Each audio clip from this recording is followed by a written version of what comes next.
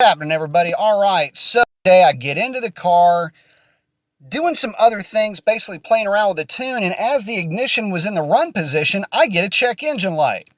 Service electronic stability control, which I thought was hysterical because the car wasn't even running. It was just sitting here in the garage. Boom, check electronic stability control light comes on. That's gave me a Friday flashback. Man, how are you going to get fired on your day off? That's how you going to throw a check engine light when you're not even running. Anyway, so I busted out the scanner. Let me walk y'all through this real quick. Hopefully this comes up on camera. Doesn't look like it's going to.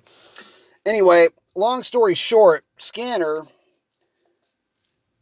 will show, is that, man, what is up with that? Anyway, here you go. Right front wheel speed sensor. Really? All right, fine. My car is one of the many that has the front wheel speed sensors take a dump. So anyway, I'm going to walk you through swapping this out. See if we can't fix that light. See if we can't fix this focus too. All right, here we go. First of all, if you're going to need to buy a new wheel speed sensor, these things are about 65 bucks. If you can't do this yourself, it's actually pretty easy, but it'll cost you at least a little bit of labor. So figure half an hour in labor plus your 65 bucks if the shop's being nice. But that is the part number, and that is the same part number for left and right. So there you go. All right, guys, tools that you're going to need, generic tab pullers for the tabs on the inner fender well right down here, right along. Well, you get the idea. That light's kind of jacking up the program here. And all right, so this is a 10 millimeter wrench. The bolt that holds the thing on there, ow, fucking bashed my knee into this thing, that's nice. On this back side, hang on, let me get this wrapped around here. Man, this is some awesome cinematography here. Hang on.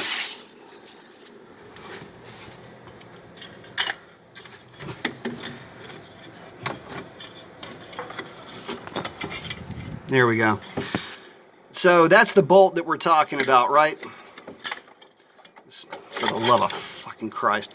This guy right here. Now I've already popped it loose. It's actually a little bit smaller than a 10 millimeter. It's like a 9.5 millimeter. I guess somebody over at Dodge has a sense of humor. Anyway, I'm going to remove that speed sensor. Well, we're going to start pulling that off here in a minute. But let me show you guys something. I don't want to have this dangling around just yet. Speed sensor, this is the reason why you got to pull those apart.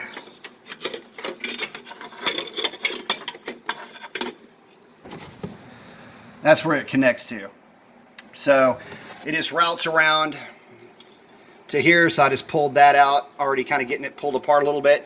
So I'm going to get the other part of it taken out, and I'll show you it out of the car. All right, guys, so here's that sensor out of there. Obviously, as we've already experienced, me trying to film behind that rotor is a fail. So anyway, y'all can see how this thing was poking in there. This is that magnetic pickup, and I don't know, I guess these things just fail. So anyway, this can be a little bit of it can be kind of stuck in there. I use that guy just to kind of get it turned. You could use a flathead screwdriver, something like that, just to kind of get it loose.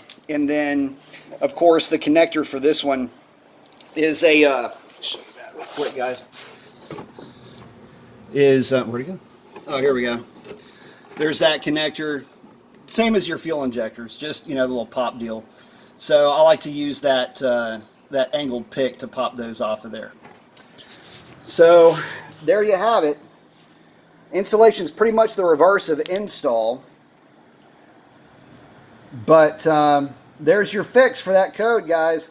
I'm going to get this thing buttoned up and get it put back together. Again, that nut that holds everything together, this guy right here, really not sure what size that is because it doesn't really fit. It doesn't really fit tight in a 10. It's probably a 9.5. Like I say, somebody over at FCA having a freaking sense of humor. Some carryover from the Mercedes-Benz days. Ha ha, very funny. Anyway, I'm going to get this thing wrapped up. Then check it and make sure the code's gone away. That's a wrap. Hope it helps you out. You get that? This is how you fix it. Probably one of the easiest things you can do with a jack. So, anyway, there you go. Bye. All right, here we go, all buttoned up. You see I got the inner fender well back in. Everything's nice and, well, about as nice as a wheel speed sensor is going to get, right? I mean, it's kind of hard to get excited about this kind of stuff. Main thing, a couple of things to consider though. So, getting back into it, this little clip right here, it comes with the new cable, but it's easier just to pop it off the old cable, use the old, or pop it off the new cable and just use the old clip that's already here. This thing's a pain in the ass to get off, and it's not going to go anywhere. Also, on the back side, see if it'll pop up here. Same thing for that connector.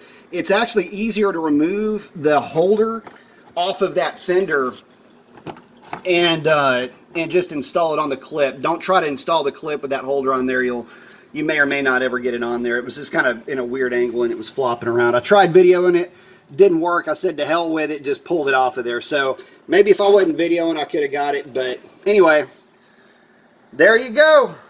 That is a wrap on this one. I'll get it back together and see if I still have a code. Adios!